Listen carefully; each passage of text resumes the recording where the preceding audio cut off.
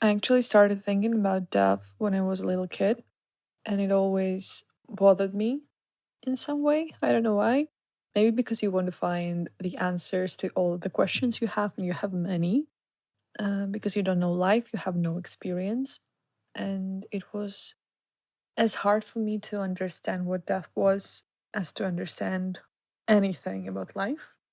And now I guess I am a bit more mature and wise, and I see more clearly that these two categories are way more closer to each other than I thought they were. Because without the understanding of life, you can't understand the death and vice versa. And I guess that I have changed my attitude and my opinion on death in the past 2 or 3 years, because I first faced death.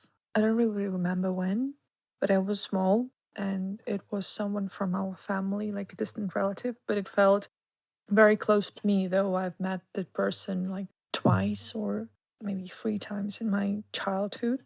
Somehow I've seen so much pain in the eyes and in the behavior of my parents, of my grandma, that it felt very important to experience for me too, though I was like 5 years old maybe. And the most recent death that really changed something, like a lot of things in me, was my grandma's death 2 years ago. And though I have, as I think, as I feel, matured and I have grown up and many things have changed, I still kind of feel that I live in that moment, because maybe because the setting is the same, maybe because it just feels quite terrifying right now. I mean, with all the global situation, but actually the fact that you observe people dying every day around the globe, it just terrifies you and it makes you very scared because of what we do and how we react to other people dying. It is very common for us. This is no big deal for many people, which surprised me and which doesn't feel right at all, because every person has their own story, the beginning, the ending, everything that's between these 2 points. And I can say that I've started believing in life after death and in reincarnation, because I guess I've started paying more attention to, well, what we call our soul, the spirit. And I believe that it matters much more than all the material stuff we have during our life on earth. I mean, in my current body, in the country right now, in my house right now, with all the people around me right now, I try to connect with the world through the spiritual aspect, because I guess it makes the connection more clear and deep somehow. I just feel that there is something real behind it.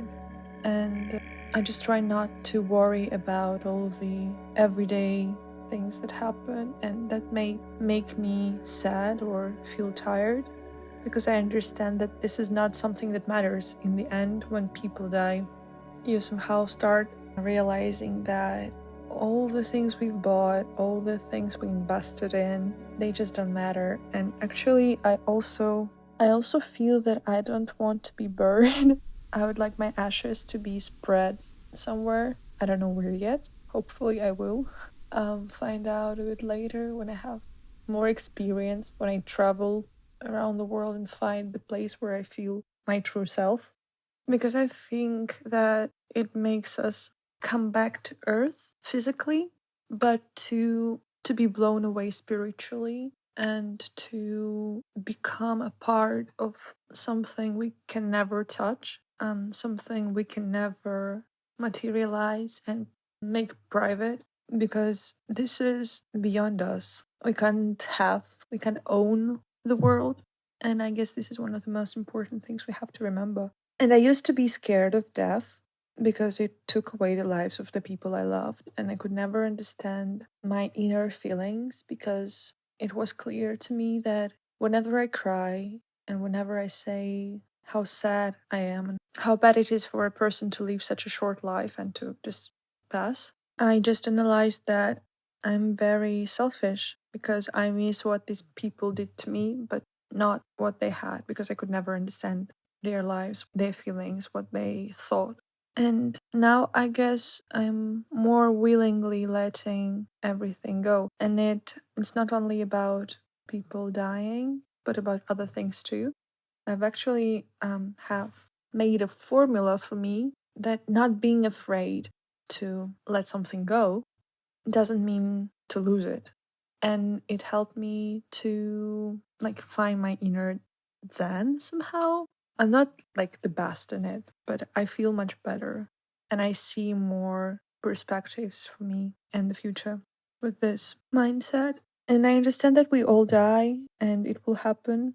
And the most important thing is that you don't know when. It's not about you being ready to die. It's about you taking it as one of the parts of the circle, one of the elements of the path that you have. And actually, I guess we only become grown ups and adults when we lose our parents. I also thought that this understanding of death makes you finally realize that actually a person, a human, is a very lonely creature, but there's nothing bad about it. You just come into this life alone and then you leave your life, and there are different people along the way with you. And your parents will never understand you as a lover or as a friend, and your friends will never understand you as a child, and your like children will never get to know you as a lover or a child or a friend, and this is fine. And in the end, you'll die alone, and this is just your story and your way, and something you have to experience and to understand. So it's important for me now to live this life thoughtfully and to do something that feels right to me and that feels honest to me, and something I will never be embarrassed of. To do something that I enjoy, to help people around me if they need. This way, I don't feel afraid of death. It's definitely not the thing that scares me, because I want to live the life in such a way that will not make me ashamed if I have to die.